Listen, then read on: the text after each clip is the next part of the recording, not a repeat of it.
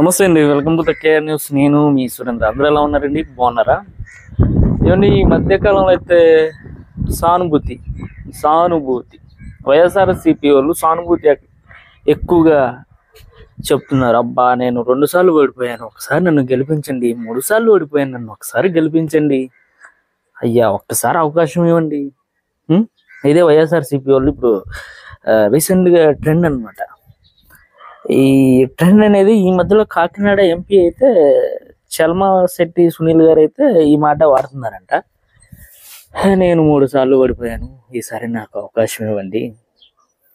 Already సానుభూతి YS Rajasekhara Reddy గారు చనిపోతే మనకు ఒక దరిద్రం పట్టింది 5 సంవత్సరాలు జగన్మోహన్ రెడ్డి గారి రూపంలో.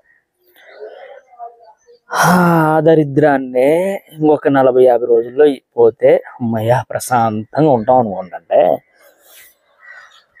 ఇప్పుడు మళ్ళీ కాకినాడ నుంచి జనసేన పార్టీ నుంచి టీ టైం అధినేత శ్రీ తంగెళ్ళ ఉదయ్ శ్రీనివాసరావు గారు అయితే నిలబడ్డారు. ఈయన ఒక టీ టైం అనేది, ఒక టీ షాప్ అనేది దేశమంతా 4000 అవుట్లెట్స్, ఎంతో మందికి ఉపాధి కలిగించిన టీ టైం అధినేతని మనం ఈసారి ఈ యొక్క చల్మా శెట్టి సునీల్ గారి కోసం ఆయన ఓటేసి మనం ఈయన్ని ఓడిపించుకుంటే మనం చాలా తప్పు చేసినట్టు. ఇప్పుడు మనకి సోర్స్ అంటే ఒకటి చూసుకోవాలి, ఏంటంటే డెవలప్మెంట్, ఉద్యోగాలు, జనాలు ఎవరు సరిగ్గా చూసుకుంటారో వాళ్ళకి మనం ఓటేయాలి. ఇలాంటి సానుభూతి, నేను 3 సార్లు ఓడిపోయాను, నేను 3 సార్లు ఓడిపోయానంటే ఏంటయ్యా? నువ్వు 3 సార్లు ఓడిపోయావు. నువ్వు ఓడిపోయావు అంటే నువ్వు సరైన టైంలో సరైన పార్టీని ఎన్నుకోలేదు, ఏదో 3 పార్టీలో జాయిన్ అయ్యావు.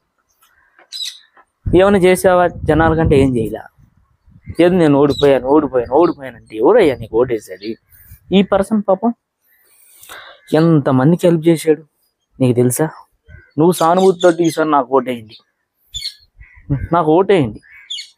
నువ్వు జాయిన్ అయిన పార్టీ ఈసారి తీసుకుని వెళ్ళి బంగాళాఖాతంలో తీసుకెళ్ళి కలుపుతున్నావు, కమింగ్ సూన్.